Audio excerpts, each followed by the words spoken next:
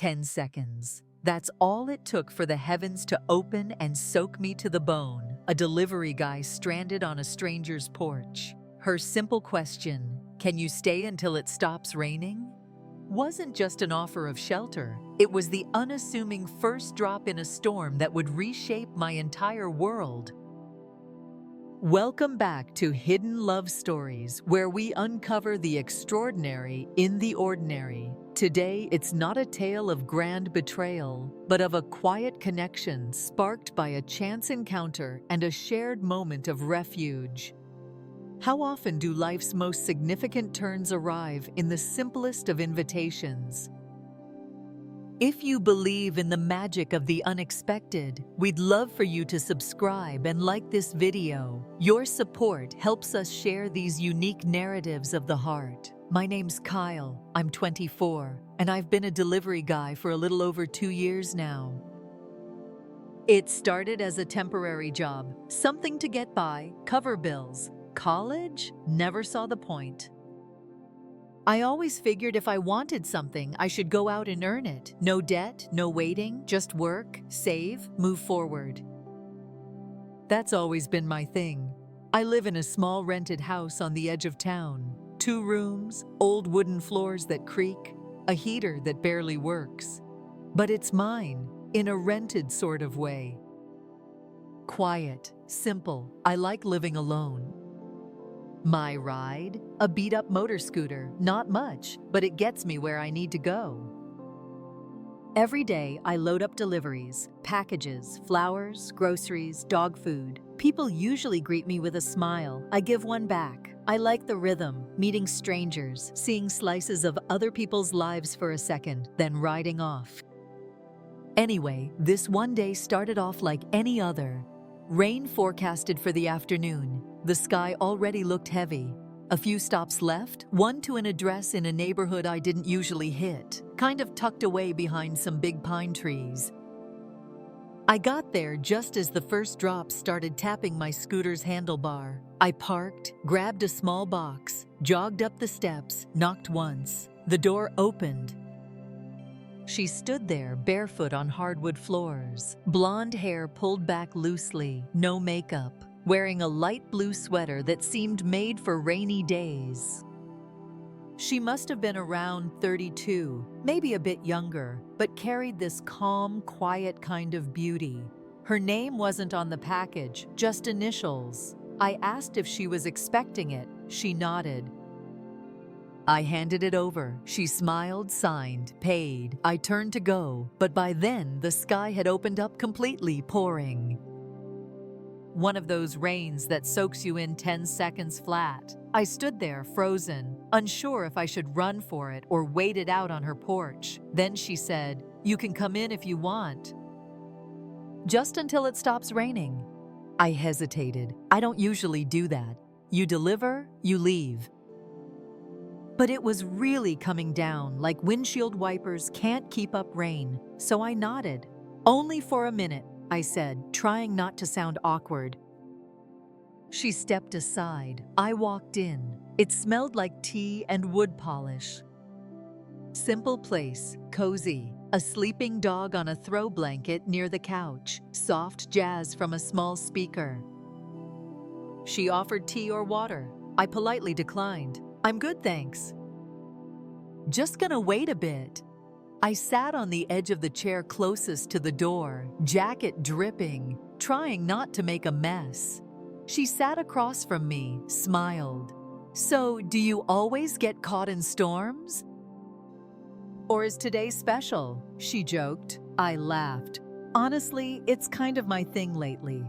That broke the ice.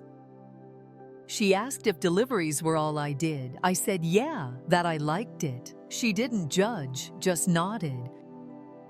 Asked about hobbies, music. I told her I liked old films, fixing electronics, late-night rides when the city was quiet. She told me her name was Lena. She worked from home doing nails, mostly private clients. Been on her own for a while. The dog was her best company. We talked about little things, about nothing, but it felt real, meaningful. Eventually, the rain faded to a drizzle, then stopped. I stood up, thanked her again. She smiled, walked to the counter, scribbled on a sticky note, handed it to me. "If you ever get bored," she said, "you can text me." Just her number and a little smiley face. Didn't feel childish, felt honest. I tucked it into my jacket. "I might just do that," I said, and left. Back on the scooter, road still wet, but the sky clearing. Sun peeked through. 3 deliveries left, but all I could think about was the woman with the warm house, the sleepy dog, and the note. It had been a week. 7 days that felt longer. I kept replaying her handing me the note, the smiley face. "You can text me." Not flirtatious, just nice, natural. I didn't text, didn't want to seem like some guy reading too much into it. She was older, more put together, owned her place, had a business, a dog, a car. Me, scooter with duct tape on the mirror, hoping it wouldn't rain. But I couldn't stop thinking about her. It was my day off Sunday, nowhere to be, laundry done, tiny kitchen cleaned. Watching the ceiling fan spin, I pulled the sticky note from the drawer, stared at her number, picked up my phone, hovered my thumb, finally hit call. She picked up after the second ring. "Hello?" Her voice, exactly as I remembered, calm, smooth. "Hey," I said, a little too fast. "It's Kyle, the delivery guy from last week." A pause. Then, "Kyle, I was wondering if you'd ever call." My stomach flipped. We talked for a few minutes. Small things, the weather, her dog, Ollie, being extra clingy. I told her I had the day off, wasn't sure what to do. "That's funny," she said. "I was about to go on a little drive outside the city. Just somewhere green." I hesitated. "You want to come?" she asked casually. "Nothing big?" "Just a reset." She told me to come by her place. We'd take her car. "It's not fancy," she laughed, "but it runs better than your scooter, I bet." She wasn't wrong. I threw on a clean t-shirt, packed a small cooler, 2 sandwiches, water bottles, crackers. Used an old grocery tote. 20 minutes later, I was knocking. Lena opened. Same welcoming look. Jeans, sneakers, light jacket, hair pulled back, no makeup. "Still stunning. Glad you came," she said. Ollie barked once, then seemed to accept me. We loaded into her dusty silver SUV. Sunglasses on the dash, Fleetwood Mac queued up, half-eaten gum in the cup holder, comfortable. We drove out of the city. Trees, open roads, peaceful silence, not heavy, just easy breathing. After 40 minutes, we pulled off near a hiking trail, a spot you'd only know if someone brought you. "This used to be my dad's favorite spot," she said, grabbing a blanket. "He used to fish." "Tiny creek down there." We spread the blanket, sat. I handed her a sandwich. She laughed. "You actually packed food? That's adorable. Don't expect gourmet, turkey and cheese. It's perfect," she said. Sun out, breeze just right. We sat for hours talking. She told me more about herself. Doing nails gave her freedom. A long relationship ended a couple of years back. No regrets, but no hurry for another. I listened, asked questions, told her about growing up in a small apartment with my mom and little brother, never really having a plan, just working, living. "You're kind of an old soul," she said. I took it as a compliment. Sun started to dip. We packed up. "Thank you for coming," she said. "Not sure I would have gone if you hadn't." "Same," I smiled. We drove back, talking movies, childhood memories, weird delivery stories. She laughed a lot. I did too. Felt like catching up with someone I already knew. She dropped me off. "Next time," she said. "I'm bringing the food." "You're planning on a next time?" I half joked. She smirked. Guess you'll have to wait and see. Back inside, I stared at the blank wall, feeling something I hadn't in a while: hope. A simple picnic, an easy conversation, yet the foundation of something real was quietly being laid. Do you believe that the most significant connections can emerge from the most ordinary encounters? We'd love to read your experiences in the comments. And if you're enjoying Kyle and Lena's story, please consider liking this video and subscribing to Hidden Love Stories. Things changed after that day, slowly, naturally, like water rising in a glass. We started texting more. Sometimes a photo of Ollie with a client's shoe, or a "you'd hate this song, but I love it." I'd reply with pictures from the road, me in the rain again, weird lawn decorations, my soggy sandwich. We didn't try to be anything, we just were. Our paths kept overlapping. After a few weeks, weekend walks with Ollie, evening coffee runs, lazy Sunday afternoons watching movies at her place. We never brought up what we were doing. Neither did she. Then one Friday night she did. Long day for me, rain again.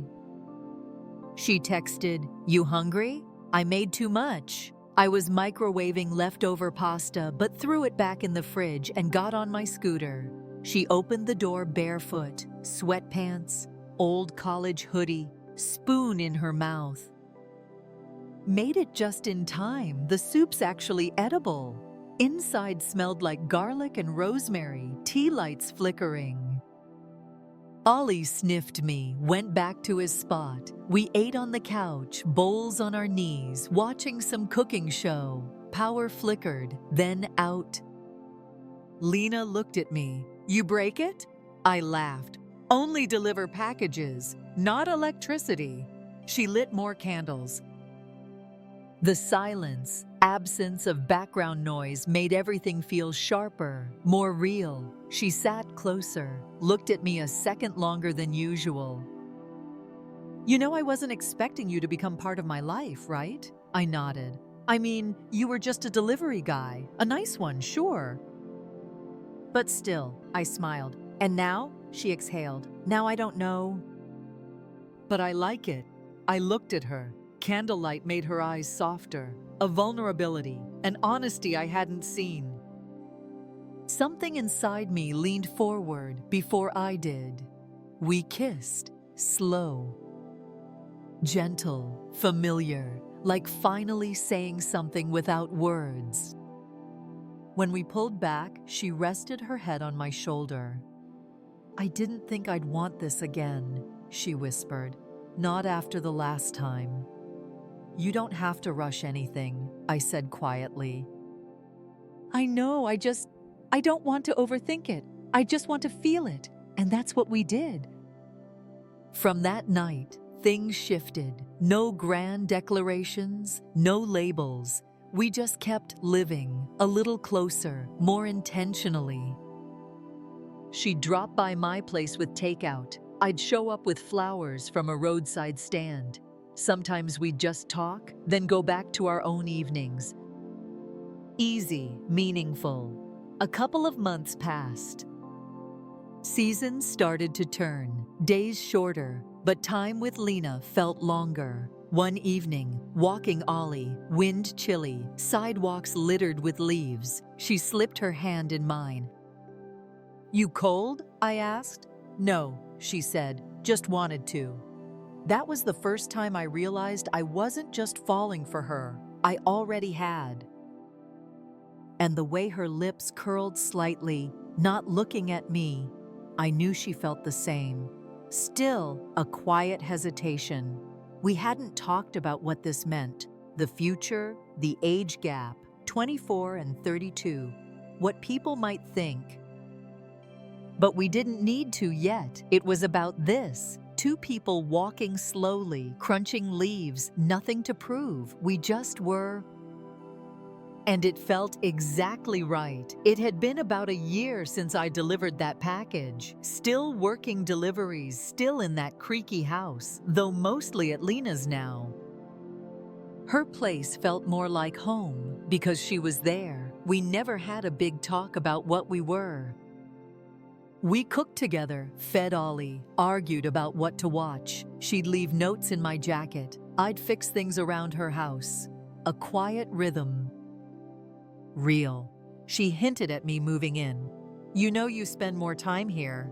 Or, if you had a key. Eventually, I just stopped going home. My clothes in her drawers, toothbrush next to hers. Even Ollie barked less. That's when I knew I was in. Then, one evening, eating leftover stir-fry, she said, "My parents are coming into town next weekend. They want to meet you." I froze. Her parents. Hadn't thought about them. She'd mentioned them. Traditional, reserved, thought every decision needed a spreadsheet. "You don't have to come," she said, sensing my reaction. "Just thought maybe it's time." "No, I want to," I said, meaning it. "Just hope they don't hate me." She smiled. "They won't." I wasn't so sure. The following Saturday, we cleaned the spotless house. Lena changed 3 times. I ironed my one button down. When her parents, Arthur and Eleanor, arrived, her mom's voice was sharp. Dad's deep, controlled, shook my hand. Arthur looked me up and down, estimating my net worth. Eleanor, polite smile, cold eyes, small talk, where I was from, how long I'd lived there, what I did, told them about deliveries, liking simplicity, paying enough. "And what exactly is the long-term plan, Kyle?" Arthur asked. I paused, not sure yet. "But I work hard, don't waste time, and I care about your daughter." He nodded. "Work ethic is important, but so is vision," Eleanor added. "Lena's always had high standards. We just hope she remembers that." Stung. But Marissa, Lena, spoke up. "She knows exactly what she's doing, and I know what I'm doing too." Awkward silence. They stayed another half hour, then left. The second the door closed, Lena sighed. "Well, that could have gone better." "They didn't like me," I said. "They don't know you. They just see a number, an age, a job title." I sat beside her. "I get it though. Younger. No degree, not impressive on paper." She turned. "I didn't fall in love with a resume. I chose you, not because you're some project, not because I'm lonely, but because you make me feel safe, because you make me laugh, because I don't have to pretend. That's what matters." I reached for her hand. Quiet days followed. Parents sent a thank you text for coffee. That was it, but something changed, not between us, but around us.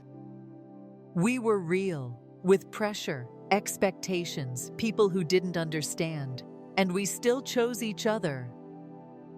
One evening on the porch, clear sky, Ollie snoring. She turned. "I've been thinking. I want you to officially move in. I know you basically live here, but I want it to be ours. Not just mine." I nodded. "Yeah, I want that too. And I don't care what my parents think," she added. They had their shot. This is mine. So we started. My few boxes, tools, clothes, DVDs. Not a huge change, but a new chapter we were writing. It's been almost 3 years since I delivered that package. Sometimes I still think about that moment, the rain, her look. How something so small, ordinary, became everything. Now, on our back steps, surrounded by things that are ours, muddy boots next to gardening shoes, Ollie's leash by my helmet, wind chimes she picked, tools I used, a hammock we've both fallen asleep in. Not rich, not flashy, solid, real. After I moved in, life wasn't magically easier. Differences. She planned, I flowed, she worried about groceries, I forgot to check. Quiet Sunday mornings for her, music and eggs for me, but it worked. We grew into each other, kept deliveries for a while. Picked up side work fixing small appliances, neighbor's coffee maker, friend's microwave, someone's bike. Word of mouth. Built a small client base, building something of my own. Lena supported it, helped me make a simple website. If we're doing life together, let's do it right. We weren't in a rush to get married, didn't talk about it. We lived our commitment, shared space, bills, holidays, decisions, knew what we had. Still, after 2 years together, quiet evening, early fall, on the couch, Ollie snoring, stupid movie. I looked at her. You want to get married? She blinked. That's how you're asking? I smiled. You want something flashier? She smiled back. No, that's perfect. So we did. Small wedding, close friends, neighbors, her cousin playing guitar. Her parents didn't come. Sent a formal card. Lena didn't let it ruin anything. Stood beside me, eyes steady, voice clear, said, I do, like she'd been saying it for years. Danced in her aunt's backyard under string lights, wine from mismatched glasses, laughed until we cried. That night, beside her, absolute stillness, peace. That's how I knew. Now we live a life not in movies, real. Waking early, arguing about who left the light on, grocery lists, vet appointments, learning to apologize, listen, make space. A few months ago, at the kitchen table, she looked down. I've been thinking, maybe I want to be a mom. I didn't say anything at first, not scared. Calm, younger me would have panicked. Watching her twist her ring, I just smiled. Then let's talk about it, I said. Nothing decided, not rushing.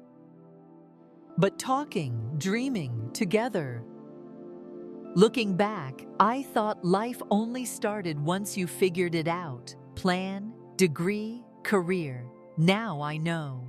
Sometimes life starts with a knock at the door during a rainstorm when you're just trying to get home. Sometimes the most important people walk into your story when you're not trying to write anything at all. I didn't plan on falling in love that day, didn't plan on staying. But she asked, can you stay until it stops raining? And I guess I never left. From an unexpected shelter to a shared life, Kyle and Lena's story reminds us that love often finds us when we're simply living. What unexpected turn led to a significant connection in your life?